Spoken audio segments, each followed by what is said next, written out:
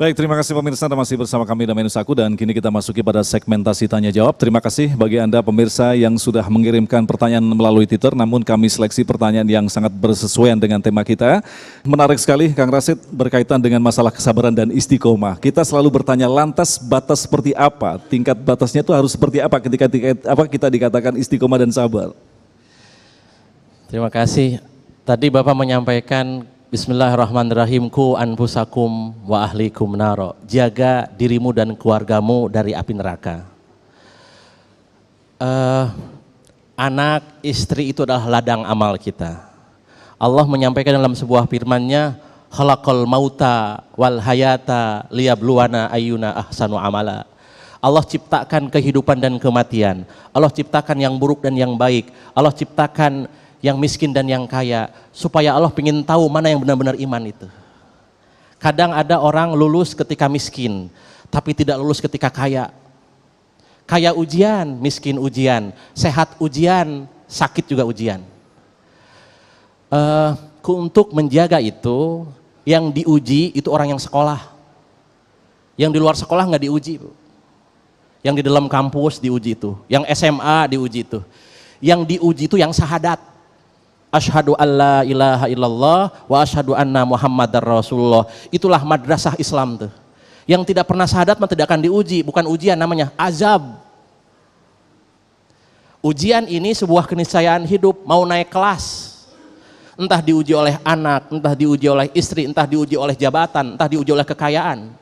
Apakah lulus apa tidak? Kalau ujung-ujungnya di sidang. Nah, supaya kita lulus dari ujian apa saja, Allah berfirman dalam sebuah ayatnya surat Ibrahim ayat 25. Tu'ti ukulaha kullahinin biidni rabbiha. Supaya lulus dari ujian, menjaga anak dan istri dengan 4 cara.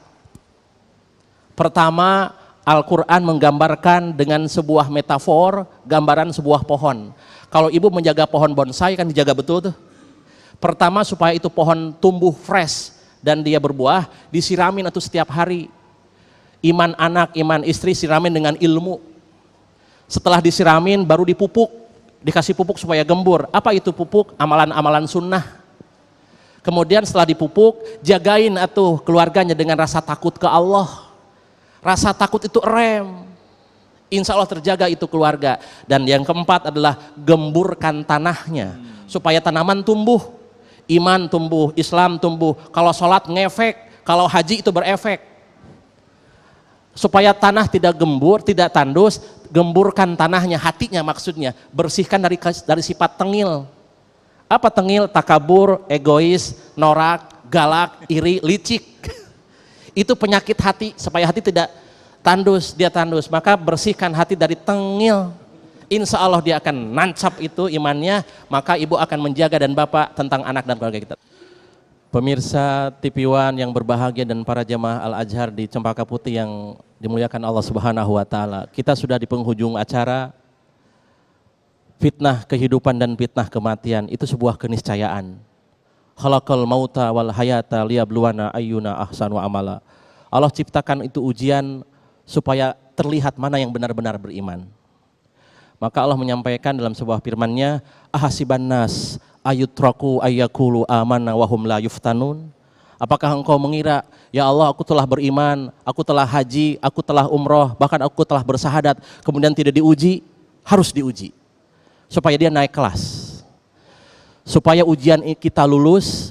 Pernah Nabi Adam diuji oleh Allah, jatuh dari surga ke bumi. Pernah Nabi Yunus lari dari kewajibannya, tenggelam di lautan, dan dia diuji. Kemudian Nabi Nuh diuji, tapi bagaimana dia menjawab atas ujian ini?